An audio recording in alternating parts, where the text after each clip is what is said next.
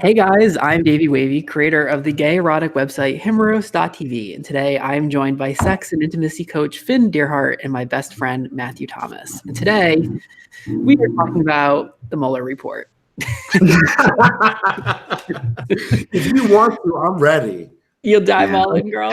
It's just a big old closeted thing going on anyway. So no, we are talking about gay sex, and in particular, prostate massages. So get out those douches, kids, and let's get started. Himeros Live is sponsored by Himeros.tv. Created by Davey Wavey, Himeros.tv is a website that inspires the best gay sex of your life through explicit, super hot videos. Himeros.tv content is designed by a team of gay sex experts to result in increased pleasure, deeper connections, and a whole lot more fun. Join the revolution at himeros.tv/pod and save 20%. That's HIMEROS.tv. Himeros.tv, it's like porn, but better. Hey guys. Hello there. How are you? I'm good. How are you? I'm good. How was your week, you queens? Finn? Well, my week's been really awesome and productive. I've been working hard, having really fun, hot phone sex with my boyfriend who is away from me, and just kind of getting back into my own center. You know, I get spun out in relationship land sometimes. That's sexy. You must be getting good at the dirty talk. That's what I was going to say. I've been practicing, and the safety and the distance is great because I've been so filthy mouthed, and we've been having really fun jack off sessions together on the phone. Like, what would you say? Can you give us an example? Oh, now I'm not turned on, so it's like. Well, I'm sorry that we don't turn you on. Well, I was, Terrible. So we were, fantasizing about like me spying on him through the closet and, getting fucked by another guy and just. Wow. So you really set up scenes. Yeah. Just like Fantasyland and talking about that. Or just like, it's like whatever I'm feeling at the time. I don't know. Yeah. I don't know. Yeah. Like him being like, I want to suck your dick. I'm like, it's hard for me to say this right now. This is great. You're putting me on the spot. I'm like, like leaking. I'm like, yeah, like I'm leaking so much. I want to like put it all over your mouth. And then he's, I'm sending pictures back and forth. And it's like, he wants me to like slap him with my dick. And I'm like, wow. Yeah, it's just, lick my nuts and I want you to hold you down. And you fucking love doing that. And he's like, yeah, I do. And it's hard to say this in the moment. I feel like I'm turning red right now. If I were jacking off, this would be a lot easier. I know this sounds so lame to anyone listening, but I'm like, no, it's actually not. It's creative, and that's the thing too. It's a lot of it is what's happening in the moment. You're not exactly. It's not planned, exactly. And then sometimes like there are times where I catch myself. I'm like, did I just say that? Like, where did that come from? Yeah, I'm like, I want to lick he's like, you want to lick my ass? And I'm like, yeah, I want to fucking lick the inside of your asshole. And you pull it apart. I want to taste the insides. And he's like, yeah. Oh, I'm like, it's breathing. And I'm like, oh, God. Fuck yeah. I'm like, yeah. For everyone that's listening, that feels good. Yeah, it feels so fucking good. Oh, and sure. It's like you can always like energize those places, because you're feeding off of what each other are also saying to each other. Right. So as I'm looking at both of you, like smiling at me, I'm like having a really hard time, like talking filthy. I think for everyone that like listens in their car, they probably just got in car accidents. Everyone just like drove off the road. Well, thank you. I appreciate the vulnerability of you sharing that with us. Yeah, I'm actually sweating now, so that's great. Glad you did because I'm literally sweating from that. I want to sniff it. I want to smell that sweat. You do not. And I wish that you did. I know. I can't. One day you're gonna give in one day, and some guy's gonna come around, and you're gonna be like, I get it. I fucking can't get my nose out of his ass, his pits. I just can't. And it's the only thing I've always wanted, and I've just been denying myself. Right? I'm fucking smell pig. So wow, okay, Matt, how was your week? Top that, girl. I can't. They've been trying me this week. There's a lot of stuff going on. It's been a crazy week. So I'm happy that Friday is almost here. What are you holding? It's like you have little note cards. Oh no, it's my room key actually. Sorry. I thought you took notes. I was like, I'm so impressed. You're taking this so seriously. This is off the cuff. Come on. Yeah, that's how we roll. Exactly. Cool. Well, that's fun. I have an update from last week, which was I was heading up to New Hampshire for Chad, my boyfriend, to meet my family, and all of that happened. The family that I love got to meet the boy that I love, and it went really well. It was very sweet. Chad was like authentically himself. Luckily, my family wasn't themselves. They were on good behavior. So yeah, it went well. The way my family shows love is, Matt, you know this because you spent enough time with them, is that they really kind of just like make fun of each other, which like that's the way that they show that they care. Yeah, they make fun of me. Exactly. It's endearing. It's endearing. As an adult, like it's fine, but I don't know. Like they've done this my whole life. When you're a kid, it kind of sucks a little bit. Anyway, it kept coming up. Like when I was younger, I was chubby when I was in like elementary school. And whenever a fat kid would walk by, my mom would always go, "There goes David," which, yeah, like I guess is funny. I mean, I don't really think it's that funny, but no, that's not funny. She wasn't trying to give me a complex about it, but unfortunately she did. So so I wonder, like, I wonder if she's like deeply afraid of being fat herself. Yeah. Yeah, I don't know. Like, I don't know where it comes from. Like, she hasn't really had like weight issues in her life, but like, I mean, I like was chubby in elementary school, but because of that, like in middle school, I was anorexic for like two solid years of middle school. And I think because I was a boy, I kind of just like flew under the radar. It's easy to get away with having an eating disorder when you're a guy. Totally. And not only does my mom, like to this day, refuse to acknowledge any of that, but like she does still continue to make fun of my weight and the food that I eat. And when I look in the mirror, like, even though I recognize that I'm like fit and athletic, like I still see that fat kid in the mirror. And I still like get very fixated on my weight. I have a friend who's a spiritual weight release coach, and she always says that until I make peace with that fat kid, I'm going to keep seeing him. He's going to keep showing up. Yeah, totally. And yeah. So I know I would love to make peace with him. I just don't know how to do it. So, dude, it's rough. You're being so vulnerable. I appreciate it. I struggled with my weight a lot too when I was a kid. I mean, people call me fat faggot. It was like and not when I was in middle school, but when I was in like I was like 19 years old. I ate like a can of tuna and like an apple and some peas, and that'd be like all I'd eat for the day, and just obsessed with being skinny until I just got like really unhealthy and something snapped out of it. But do you still struggle with it? Like, do you still? I actually do. Like, I mean, I'm in a much healthier place. You know, I was in the fitness industry, and I think in that it was like manipulating protein, fat, and carbs and all my macronutrients to have this body and fitness. But I was motivated by a deep sense of shame about myself. It wasn't like, oh, this is just so fun. I would do like fitness modeling pictures and see them and would feel like not really connected to what I saw. You know, I'd see my body shredded, but it would just feel like, oh God, but I just couldn't feel it, you know. I'd feel kind of heavy. So it comes and goes. It's more balanced nowadays than it was a long time ago. Yeah. Yeah. I didn't mean to like to make it so dark. And anyway, it was just something that kind of came up. And even this weekend, my mom kept making fun of like my weight in front of Chad. But despite it all, like my family is really entertaining and fun. Like they really do love me, even if they don't express it, I guess, in the healthiest ways. So yeah. When gay men, like in general, I think gay guys, I mean, obviously the whole like body rage, we like fit bodies, and there's a lot of emphasis on it to make up for a lack of personal love. Yeah, well, we've got into this before. I think part of the reason why we obsess around it so much is because we are in the bodies of what we're attracted to. So like if we like six packs and big pecs, like we're going to beat ourselves up for not having that.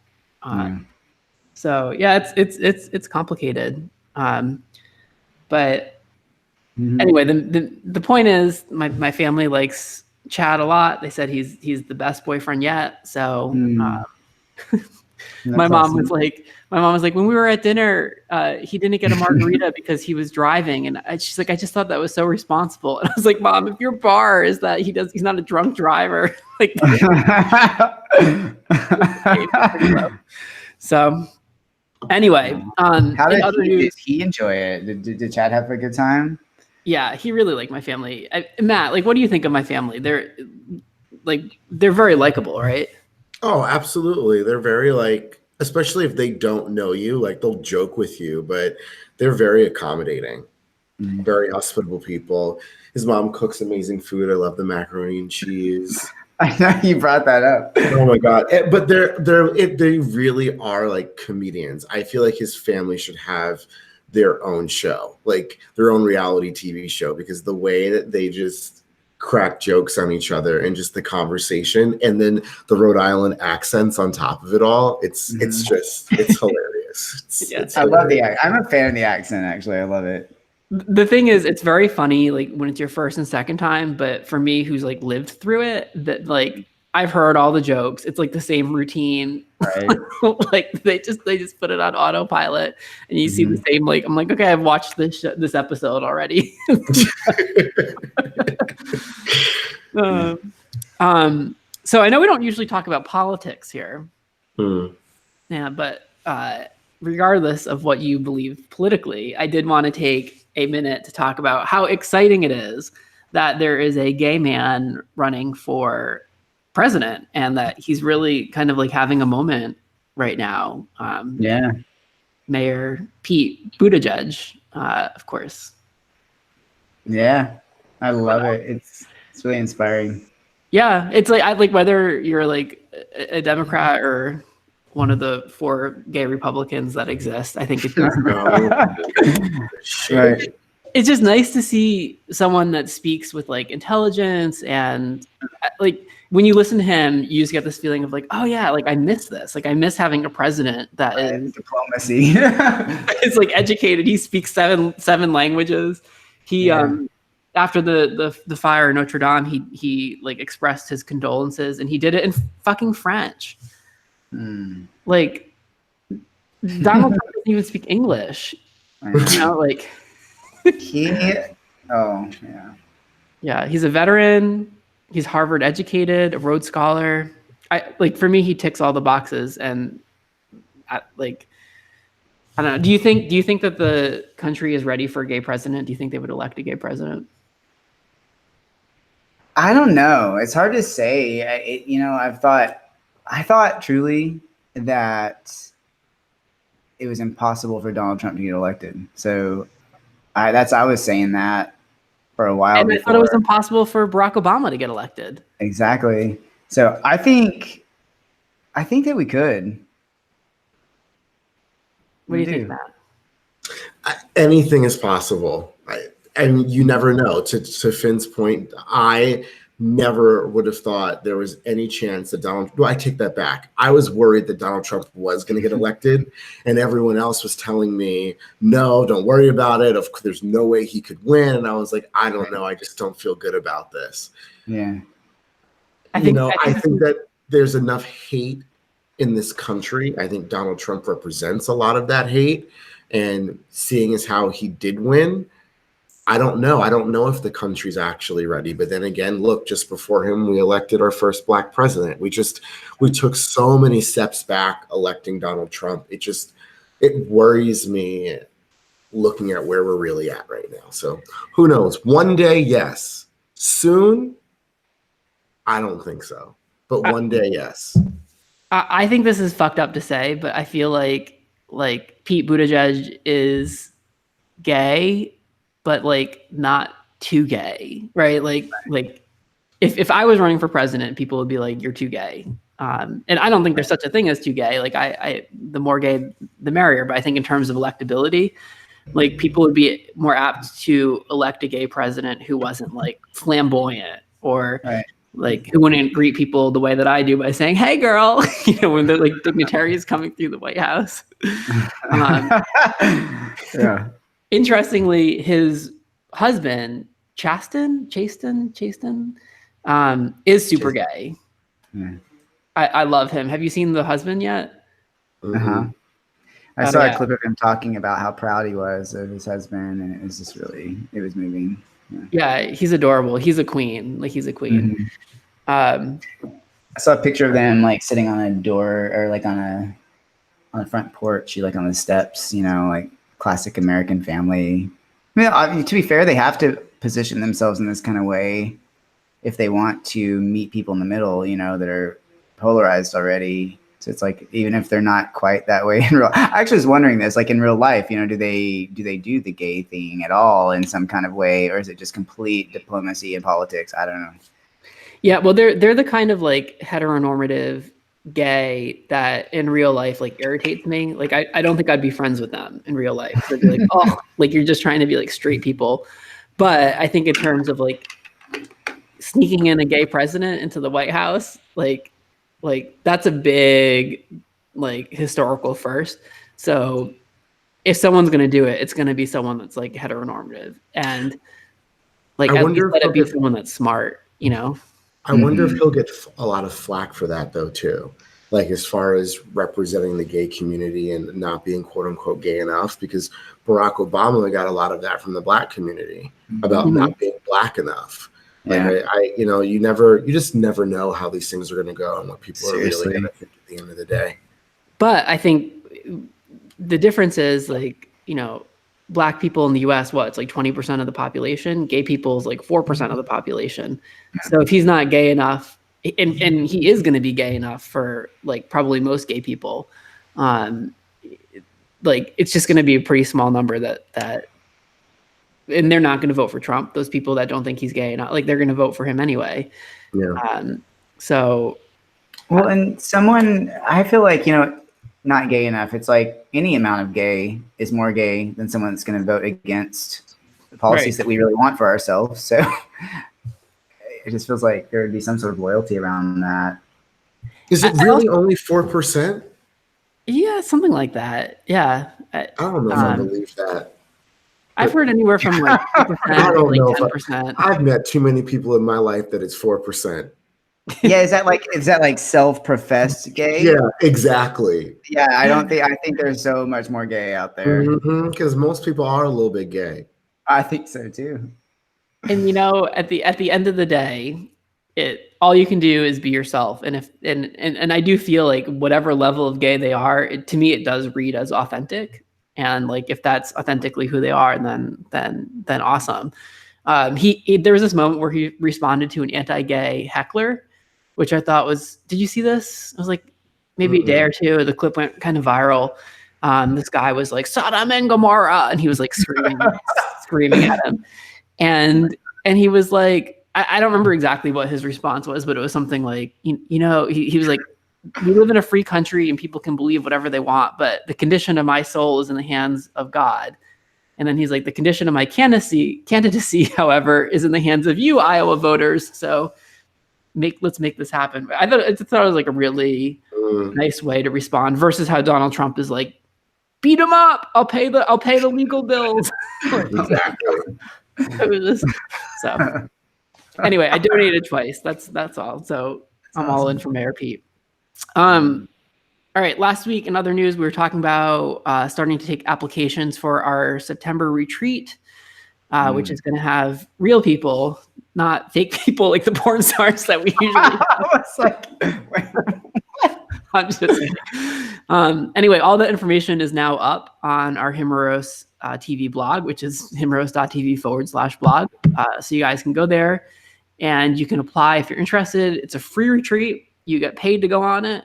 And it's a 5-day retreat. We'll pay for your airfare, meals, but we are filming erotic videos based on the concepts that we explore.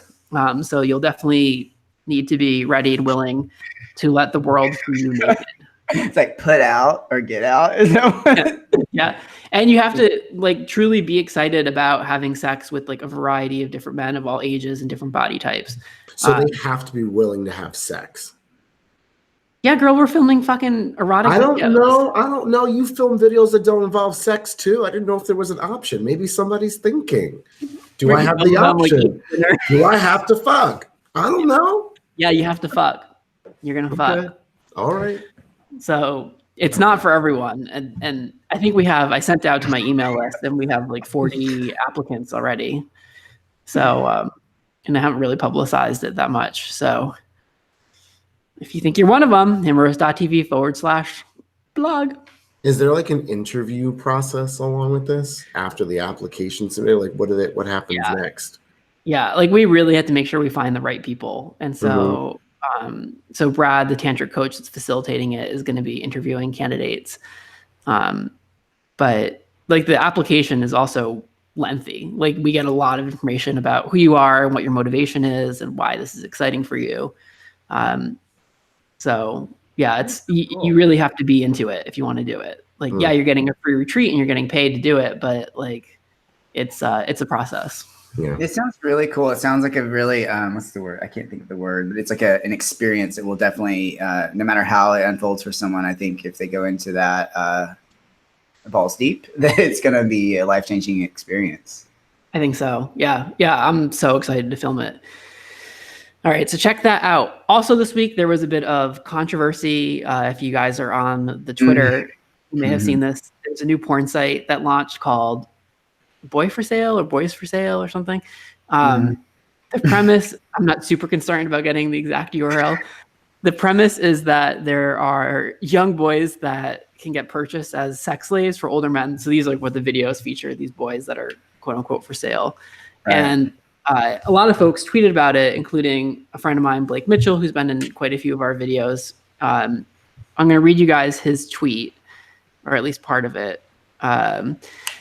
So he says the site should be immediately shut down because it is morally reprehensible, fundamentally backwards, and poses a threat to all that the gay porn industry has built. Human trafficking is a global crime and human rights violation that takes place every single day. That someone would deliberately choose to create videos portraying a human being sold in some sort of black market auction is beyond shocking and only serves to support the notion that pornography and this sick crime are related. It is challenging to defend pornography when opponents are given fuel to their fires in such an obvious fashion. So he goes on to say the site should be shut down permanently and we should remain ever vigilant as a self-policing industry to be honest with each other in these low points.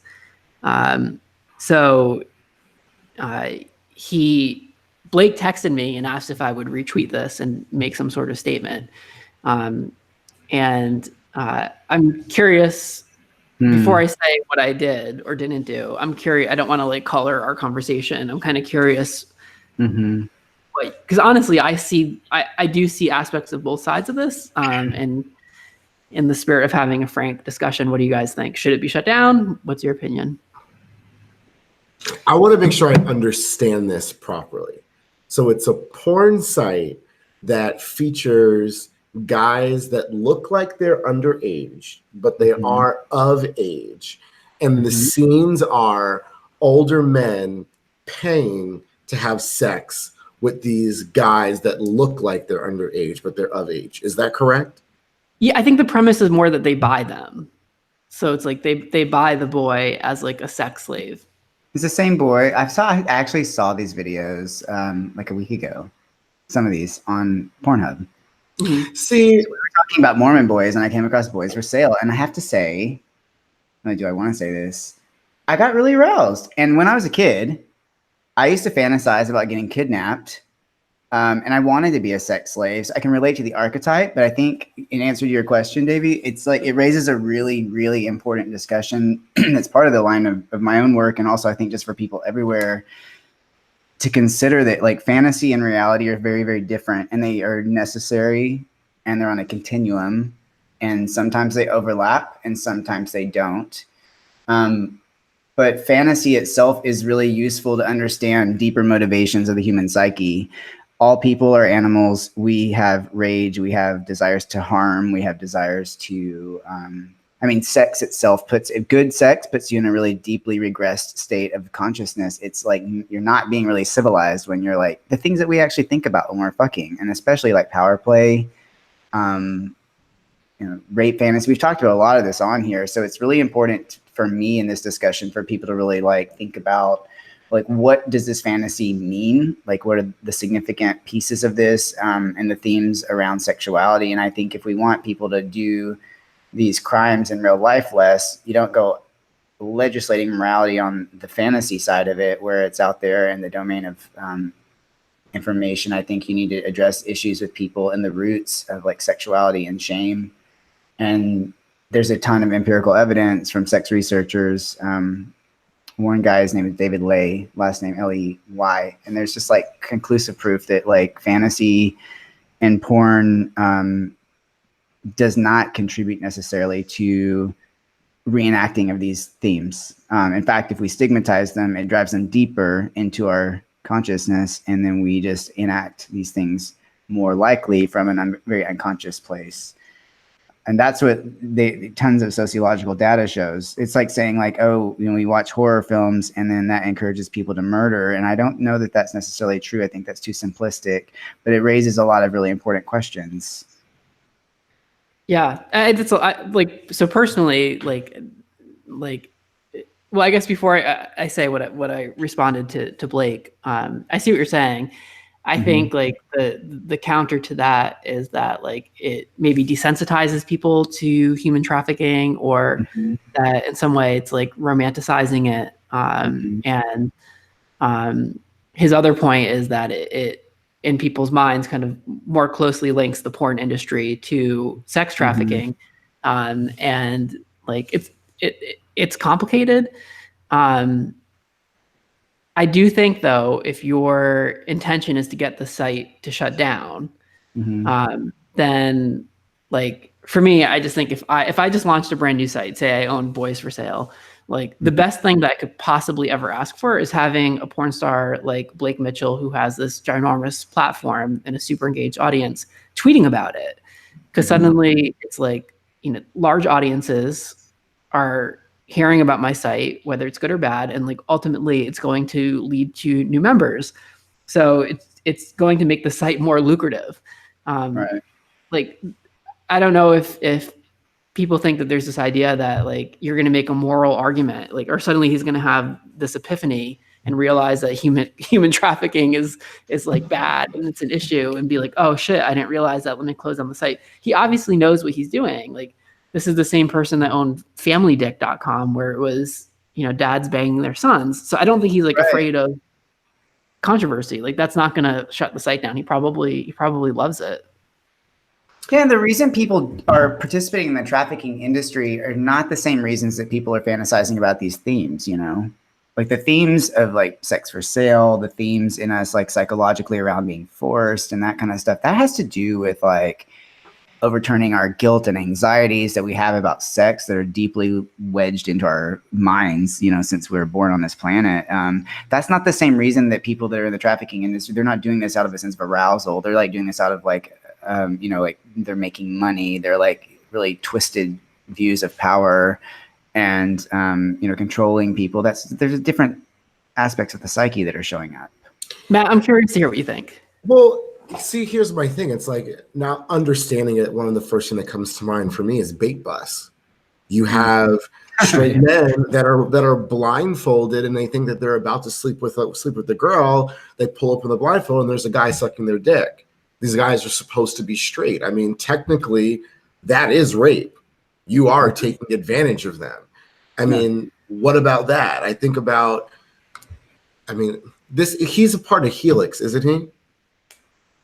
The porn star that did this? Isn't he a part of Helix?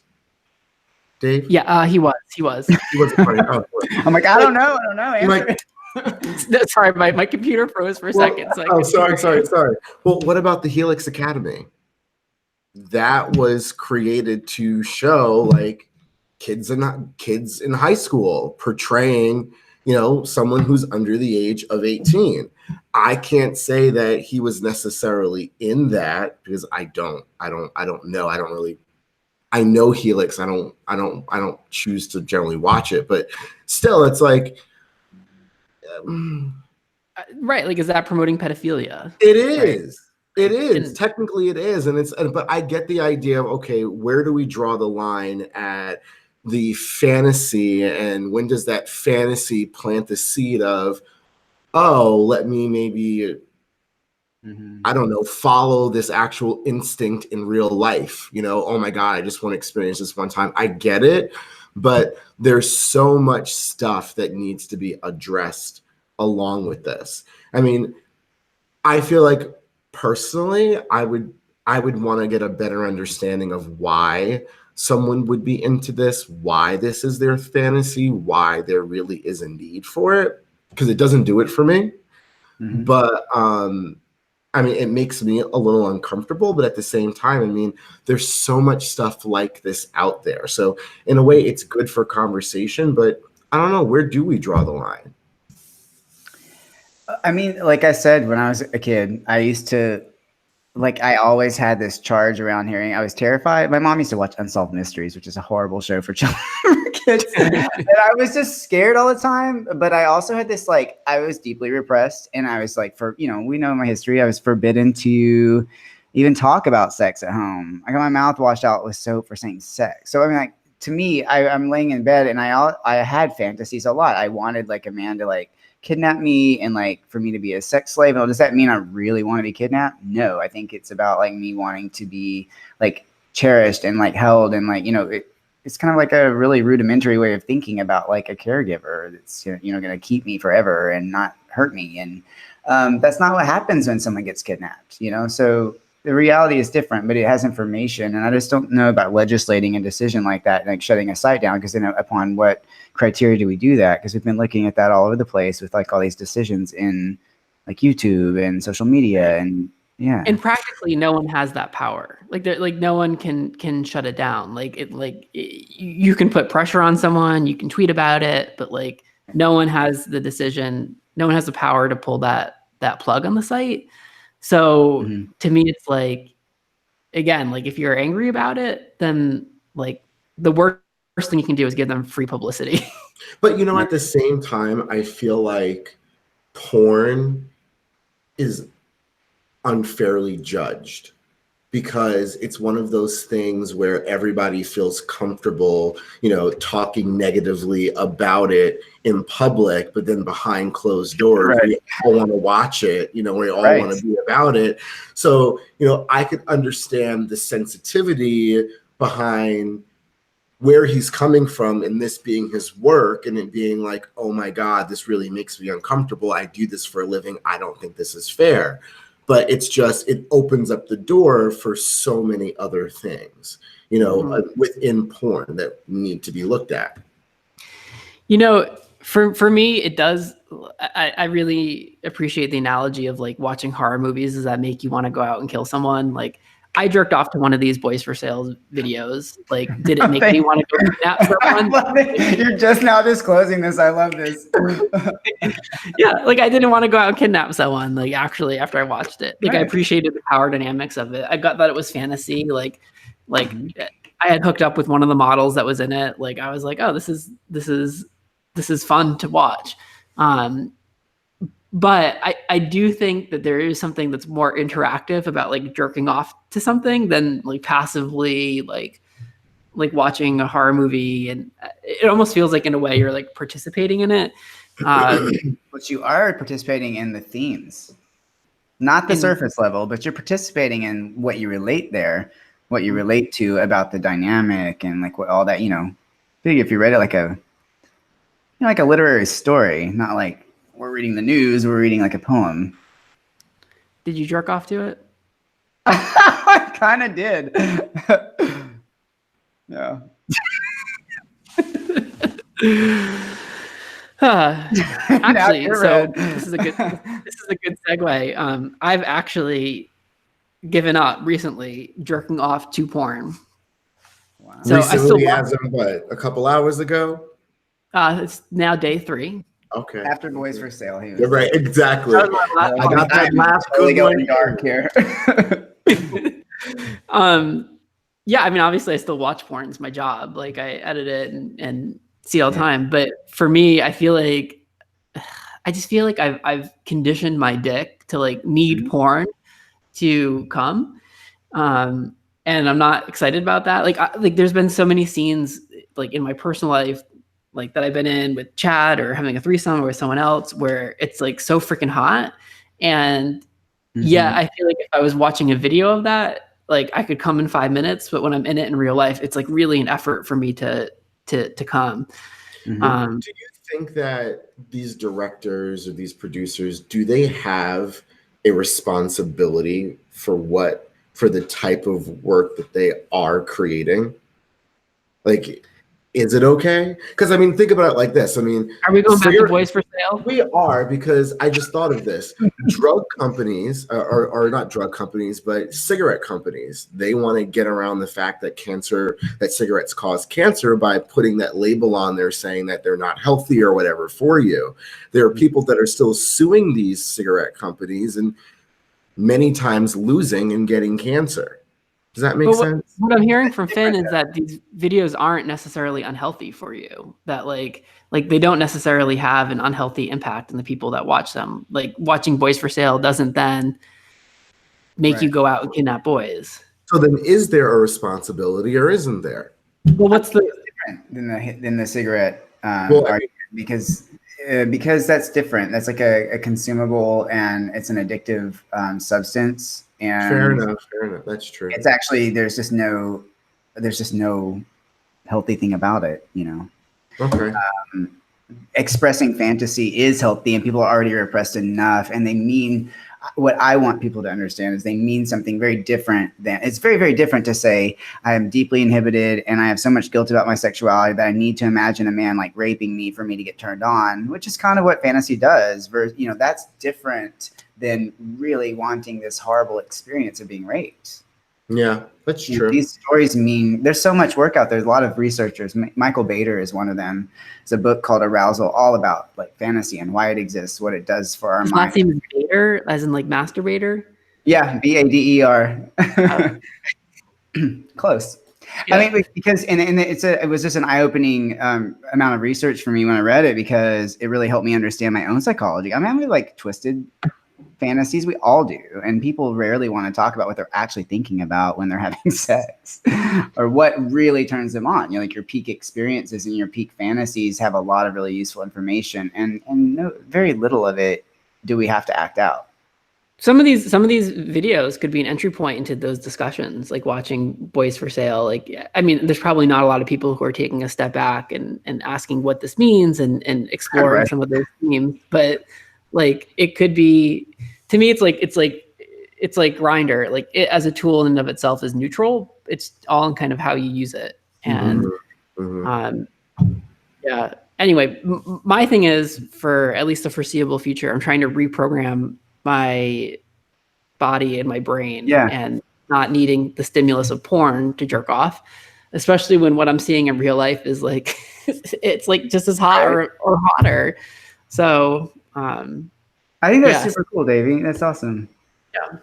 That's why, I mean, what you described is why I don't typically watch porn. I've been leaning into it a little bit because, like I said, my boyfriend's been out of town. I've just wanted to feel slutty, and it was like easy for me to do that. But I agree, and I've done that for myself. And there's also some data that shows that around 60 days, you would have reset your arousal template. So if you avoid porn for like 60 days and you just really focus on your body experience with your partner and the guys you're hooking up with, you start to recondition that reflex. Well, I'm not going to avoid porn as a porn producer, since that's my job. However, I mean, like, as opposed to generating it, you know. Yeah, like, I'm going to avoid jerking off to it. Who's getting phone call? Someone's getting a text. Oh, it was me. Sorry. Anything important? It can wait. It can wait. Just read it. Yeah, come on, read it. All right. So this week I posted a YouTube video based on this week's Himeros.tv video. So I guess we can just dive into all of it. this week's Himeros TV video is titled Prostate Massage, and it features Logan Cross and Cade Maddox. If you want to see this video or preview of it, go to himeros.tv. People really like this video, including Wendy Williams. She sure did. I sent Matt a screenshot of, I woke up, I don't know, 2 days ago, and I had posted the trailer of this video on my Twitter. And when someone that's verified likes one of my tweets, I get like a notification on my phone. It said Wendy Williams liked your post. And what did you say, Matt? I'm not going to repeat that. That's terrible. No. She's going through it right now. Yeah, she's having a rough time. I hope my video helped. I mean, I don't know how maybe. I don't know how it would have, but sure.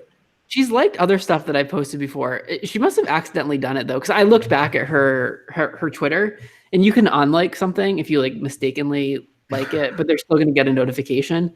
But it's not in her like list of things that she's liked. So she liked it and then unliked it. She was just trolling through, trying to find some good through the bobbles. Oh, she actually unliked it, the video. Yeah, it's not on her liked. Like you can see what people liked. So she liked it and then unliked it. She's like, oh shit. Does that mean she didn't like it though? Oh, she definitely liked it, and she definitely watched guilty it about liking it. after she jerked off. We've all done that. Yeah. Maybe one of those like I see you likes. Like I like it, but I can't let everybody else know I do. Comments for this video included that people thought it was the best video ever. Basically, it's a step-by-step tutorial for giving someone a prostate massage. And the idea is that you'd follow along at home. And it's very beautifully filmed in front of a fireplace. And Logan's hole is like, it's splayed out like a fucking inviting, very inviting. A Christmas ham. He is just like on the table ready for it. I think it's really hot. Matt, did this do it for you as an ass guy? It did. As soon as the video opened, I was just like, wait, what is happening right now? I was glued the whole way through. He gave me some ideas. And I like the way that it was like, it was presented. And it started. I like the way it was presented.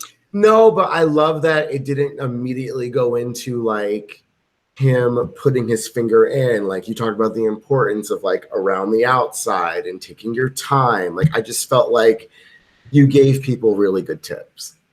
Yeah. It took its time. It takes its time. Did either of you recognize that this, like the shot of him with his hole splayed open in front of the fire, was what I used for my Christmas cards this past year? Now that you say that, yes. Yeah, I sent one to each of you. Did you recognize it, Finn? I didn't get one of his butt in the air. I got a card from you, but it was like three guys around the fire. Yeah. Oh, right. No. Oh, that's, what? I tried to print it with his hole splayed and they wouldn't do it. Mm-hmm. The mail carrier would have been, yeah. They wouldn't print it. They like emailed me back and told me it was too explicit. That's funny. No, but I did know that it was that fireplace in that venue. Yeah, it's the same venue. The venue. So when we filmed it, Cade, who was the guy that was like eating Logan's ass and fingering him, giving the giver of the massage, if you will, he was like literally drooling because he wanted to fuck Logan so badly. Because it takes us like 90 minutes to film something like this, and he's just licking that hole, fingering that hole, playing with that hole, seeing that hole, just staring that hole down, and by the end of it, he was just like so like intensely worked up. Which the video we filmed the next day was the video with Diego Sands in the closet watching the two of them have sex. It's called In the Closet. So Cade fucked Logan. So finally he got to like fulfill his dick's desires. But they had really good chemistry. It was hot to watch it. So the idea was to try this at home.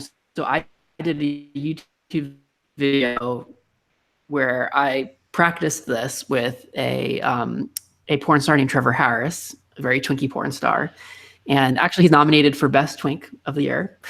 Which I guess is exciting. I want to do like a best of show parody where it's like best twink. You know, what like are all the the criteria for the best twink? I don't know. Like, yeah, like perky hole. Like I don't know what it is. Enthusiasm. That would be part of it. Yeah. I have to tell you, I literally did what was happening in the video to Trevor, and just as a side note, his hole tastes like candy. Like it's like eating a powdered donut. When he said, like what something was going on, we were like what am I feeling? And he said, oh, like a tongue or whatever, because you were back there. And at first I was like, no, he really didn't put his tongue back there. And then your face popped out, and your nose is like red. And I was like, oh my god.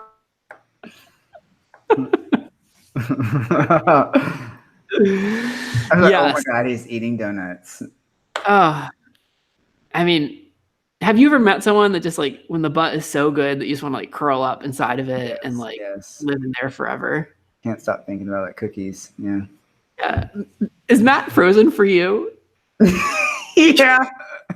He has this expression on his face. He's frozen. I love it.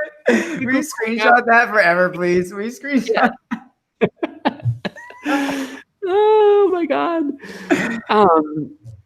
Yeah, I think we might have lost him there. So he was like short circuited. He's like fucking donuts. Your nose red. Oh. So Finn, do you and your boyfriend do prostate massages? Mm-hmm.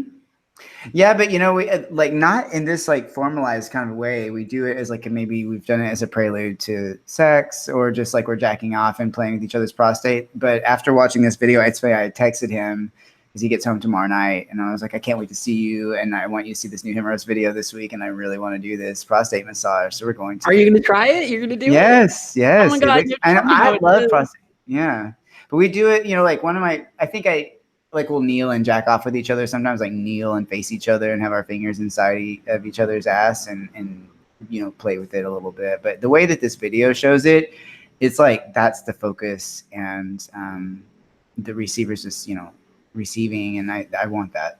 Yeah, well, we really were like, okay, we can't show fucking in this. Like it needs to be about the prostate massage, and like that's going to distract from this being like the main course, this being the meat. So yeah, it was really, it's juicy. You guys need to check it out. You can go to himeros.tv to watch it. Matt, I think, is having technical difficulties. Let's see. Ashley. yeah, it shows up as Ashley in our Google Hangout. So something that's kind of related to this, I was going to ask Matt about this, but I was telling him about anal ease. Have you heard of this? Mm-hmm. Okay, so to relax the sphincter. Yeah, especially for people that are maybe like a little bit uncomfortable to try a prostate massage, you can just like order it online. And Friday night, Chad and I stayed at a hotel on our way up to New Hampshire because we wanted like a night of like alone time to catch up with each other and like cuddle and have sex and do all that good stuff. And Chad really has a difficult time bottoming. Like he hasn't done it a lot. So I got him some anal ease. And it's just funny because last week we talked about, remember when I was like, my dick is always hard. It's always hard. It's always hard. So well, it turns out when my dick is covered in desensitizing anal ease, it is not so hard. So he put like globs of it on his butt. And I was like, girl, like I couldn't feel my dick for like 6 hours. Oh, wow. But you may have to like use a condom slathered in anal ease. Yes. Thank you for clarifying that I was not wearing one.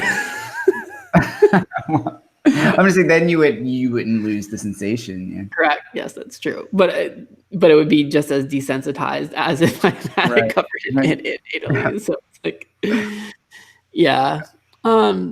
So if you are interested in trying a prostate massage, but think that you might be too tight, that's a possible solution. Cause that would be like, if your finger gets desensitized, who cares, right? Like it could totally be helpful.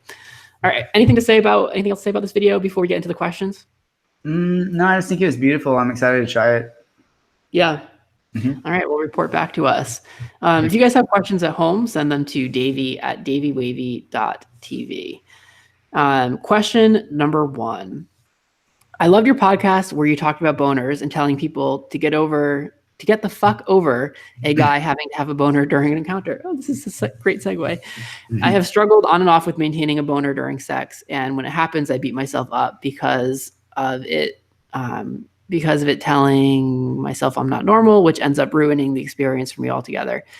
It usually only happens to me with guys that I'm really attracted to, and not guys that I'm having random fun with. Any advice on getting over this or becoming comfortable getting over it?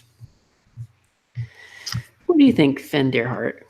Yeah, it's so common, and I can relate personally. Like, I've had issues with boners when I'm really attracted to somebody, and when there's a lot on the line, or in my mind, there's a lot at stake, and you've got to really be honest with yourself about what it is that you're anxious about. You know, like, what are you afraid of? Where is that coming from? Just kind of spending some time slowing down and choosing, you know, to communicate with the guy about it is really, really helpful, because when it's happened for me, if I stayed in my mind about it, that just drives the anxiety even higher. But having someone really be loving and accommodating about that helps connect you again. So it just helps kind of resolve the anxiety. And if you have a few experiences where you stay hard, then you make that template in your mind, and it becomes more likely each time. But you got to be honest about the anxieties. You can't circumvent that piece. So I don't know if this is necessarily like what you're talking about, but on Monday when I was dropping Chad back off at school, we had a threesome, and with one of his fuck buddies at school, and he was super into both of us. He was like super turned on and super excited, but he wasn't getting hard. And to be honest, I didn't even notice it until he kept like bringing it up that he wasn't hard. He was also the third guy was also bottoming, and when he brought it up for like the third time, I was like, look, like I don't care. Like, we were having so much fun. He has this juicy ass that I was like really enjoying playing with. Like, I didn't care whether or not he had a boner. And when I said that to him, he felt like really relieved, because I think the perception is like when you can't get hard that everyone else is focusing on that. Right. And I asked him like what felt good for him, like what did he really like, and he was like, oh, I don't know. And Chad was like, well, you really seem to get turned on when I lick your ears. So we did that. We were both licking his ears, and as soon as he stopped thinking about his boner, he got one. And like, that was also me though, as like the other party being tuned into like that this was probably a big deal for him, and that I had the ability to relieve him of that anxiety. I think it's harder if you're the person that's not getting hard and your partner isn't giving you the opportunity to relieve you of the anxiety. You know, if they're not saying, hey, look, it's not a big deal. Yeah, it's true. But I think that the ownership comes on the person. If you feel comfortable just to say, like I would say, you know, I'm not getting hard. I feel really anxious right now. And just like normalizing it, talking about it. So the other person, you know, says, oh, okay. And that's fine. Like what you did, you know, you offer that out because of your wisdom.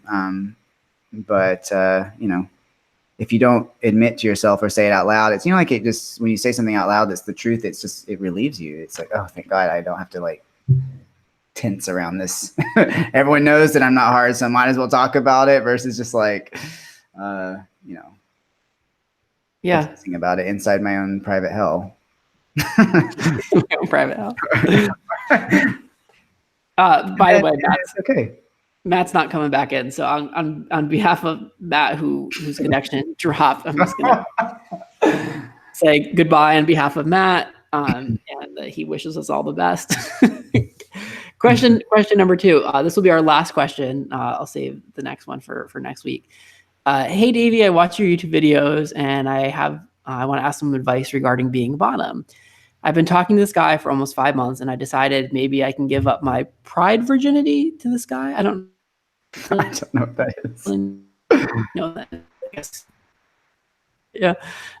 But during the time of having fun, we decided to start getting serious. He grabbed the condom and put it on his dick, put some lube on it, and he did try putting it into my hole. And when I felt unbearable pain in my hole, clearly this person was not using anal-ese, I told him to stop. And I went to the restroom. And when I washed my ass, I saw blood in the tissues. I was in so much pain, I told him I had to go. So I got dressed, left his apartment without saying anything, and I felt embarrassed about what I did. Please give me some good advice regarding my situation. How can I become a bottom if I'm scared every time I see the top? Please help. I already turned off a lot of guys because of that issue. Please help. Please help. So I think a lot of that, like, first of all, I would say what you need to do is find a good, experienced daddy who can really like open you up. A guy with a lot of experience who is very like I, at this point in my life, have opened up a lot of bottoms, and if someone's really tight, like I'm not an like eager 18-year-old that just needs to stick it in and like fuck you for 3 minutes to come. Like I can really sit down and communicate with you and take my time. And so not that I'm advertising my own personal services here, but that you could seek out someone that has experience to help you work through this. And like a lot of, I think what you experienced can be resolved through really communicating with your partner, and like expressing that you're really tight and that he needs to go slow, and telling him what feels good and what's too fast. And you know, when you do experience pain, and you can have a conversation with him and don't just need to resolve it by like running out of the apartment. Yeah, I think that's a really good answer. And I'm not really sure what he means when he says, well, I get scared every time the guy's on top of me, if he just is anticipating a horrible experience again, or if there's something else going on too that's like, you know, something about intimacy, or if there's other dynamics at play there. I'm not really clear. But I would say, you know, there also is like, you know, it's kind of rare, but it is a thing that can happen sometime when the second sphincter doesn't really respond by opening as well. And so guys that actually have like a true medical thing, sometimes like it's too tight, and a lot of men that experience that are kind of ashamed of it, but it happens. And there are some procedures that you can have done, like if you found a proctologist that was a gay man, if it was truly like a medical thing for you and you just couldn't do it. But there's other questions that I have first, like, do you really, really, really, really want to get fucked? Do you really relate to it in your mind? Is it something that you're wanting? You know, if you really want it, that usually will arouse you, and that's going to help you relax. And yeah, there's just like more pieces on the table that I'm not sure of, but I think what you said, Davey, is key. Is like slowing down, trusting, communicating, and working it up slowly.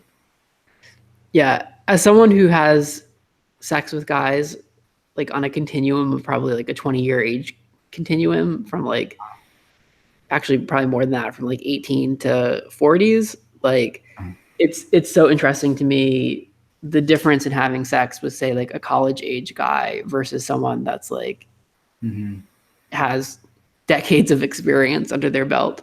And it's not that one is like bad or good, though oftentimes that is true, but just that like you really do learn these things with experience. And like he might be trying, like it might behoove him to get with someone that has a little bit more, you know, experience under his belt. Totally.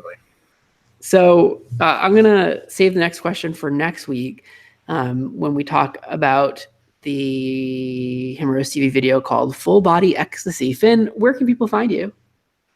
FinnDeerhart.com.